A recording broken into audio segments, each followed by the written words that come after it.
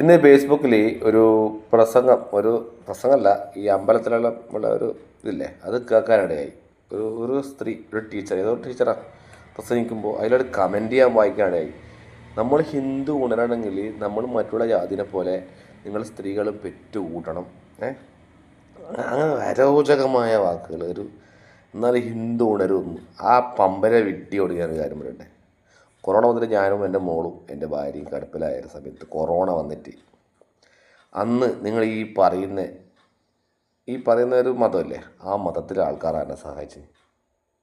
അപ്പോൾ എൻ്റെ ദൈവം അവരല്ലേ. എടോ, നിന്നെപ്പോലത്തെ വേഷങ്ങൾ ഉള്ളോടത്തം കാലം ഈ ലോകം നന്നാവില്ല. ആരാ സഹായിക്കുന്നത്?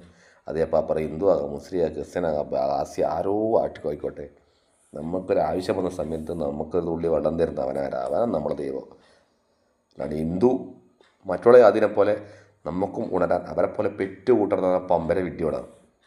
ഓക്കെ, അങ്ങനെ ആരും ചിന്തിക്കരുത്. നമ്മുടെ മക്കളെ അങ്ങനെ ചിന്തിപ്പിക്കണം നിൽക്കരുത്. ഹിന്ദു, മുസ്ലിം, ക്രിസ്ത്യാനി, കാസി, കൂസി, ബുദ്ധ ഒന്നുമില്ല.